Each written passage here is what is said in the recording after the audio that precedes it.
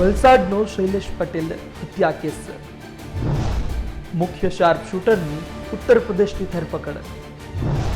મે 2023માં ધોળા દિવસે થઈ હતી હત્યા।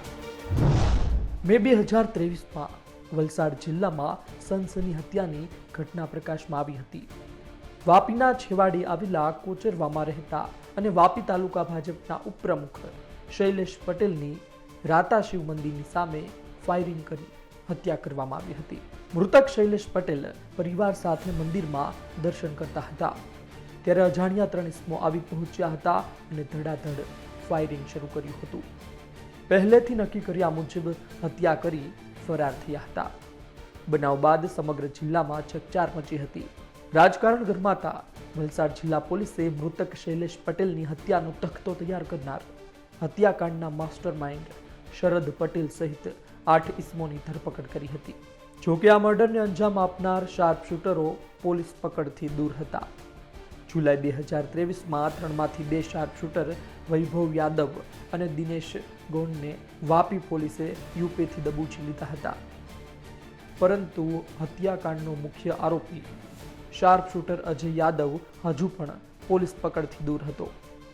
તાજેતરમાં જ ઉત્તર પ્રદેશના આંબેડકરનગર જિલ્લામાં લૂંટ અને હત્યા જેવા સંગીન ગુનામાં યુપી પોલીસે તેની ધરપકડ કરી હતી। ત્યારે હવે વલસાડ એલસીબી પોલીસ આ મુખ્ય શાર્પ શૂટર અજય યાદવને ટ્રાન્સફર વોરંટથી વાપી લાવી છે। 2023માં શૈલેષ પટેલ જે એક અગ્રણી છે એમનું મર્ડર થયું હતું। 8 જેટલા આરોપી જે ડાયરેક્ટ સંડોવાયેલા હતા એ વલસાડ જિલ્લામાં તેની ધરપકડ કરવામાં આવી હતી, જેની પૂછપરછમાં ઉત્તર પ્રદેશના D16 ગેંગના શાર્પ શૂટરો વૈભવ યાદવ, અજય યાદવ અને દિનેશ ગોડ આ 3ને યુપીથી બોલાવીને એમનું મર્ડર કરવામાં આવ્યું હતું શૈલેષ પટેલનું। આ ગુનામાં જે તે સમયે જુલાઈ 2023 સુધીમાં 10 જેટલા આરોપીની ધરપકડ કરવામાં આવી હતી, જેમાં વૈભવ યાદવ અને દિનેશ ગોડની પણ ધરપકડ કરી લેવામાં આવી હતી।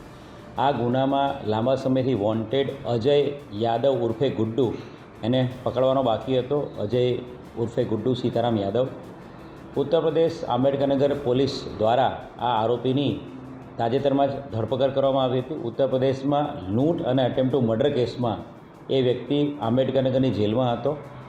આંબેડકરનગરની જેલમાંથી એ આરોપી અજય ઉર્ફે ગુડ્ડુ યાદવનો ટ્રાન્સફર વોરંટ આધારે ધરપકડ કરવામાં આવી છે। વૈભવ યાદવ અને દિનેશ ગોડ સાથે D16નો ગેંગસ્ટર્સ અને શાર્પ શૂટર છે અને આ 3 લોકો સાથે આવીને 20 દિવસ સુધી અહીંયા એક ફાર્મ હાઉસમાં રોકાઈને રેકી કરી હતી શૈલેષ પટેલ। અને જ્યારે શૈલેષ પટેલ મંદિરે દર્શન કરવા ફેમિલી સાથે જતો હતો ત્યારે એની સ્કોર્પિયો ગાડીને આંતરીને 3 જણાએ ગાડી પર ફાયરિંગ કર્યું હતું। અને અજયના કહેવા પ્રમાણે આ ફાયરિંગમાં એણે પોતે પણ પોતાની પાસે રહેલા વેપનથી ફાયરિંગ કર્યું હતું, જેની ગોળી એને શૈલેષ પટેલે વાગેલી હતી। અજય યાદવની પૂછપરછ દરમિયાન વૈભવ યાદવ, અજય યાદવ પોતે અને દિનેશ ગોડ આ 3 લોકો D16ના શાર્પ શૂટર છે અને આ લોકો ત્યાંના નામીદા ગેંગસ્ટર્સ છે અને આ 3 લોકો 18 લાખ રૂપિયાની સોપારી લઈને શૈલેષ પટેલનું મર્ડર કરવા માટે આવેલા હતા અને એમનું મર્ડર કરેલું હતું। અજય ઉર્ફે ગુડ્ડુનો ખૂબ જ મોટો ગુનાહિત ઇતિહાસ છે।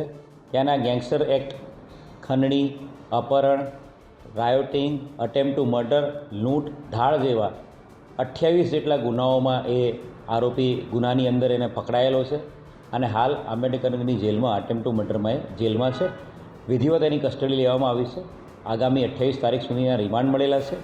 રિકન્સ્ટ્રક્શન પંચનામું અને સાયન્ટિફિક તમામ પુરાવા એકઠા કરીને આ ગુનાની અંદર અજય યાદવ વિરુદ્ધમાં ચાર્જશીટ કરવામાં આવશે।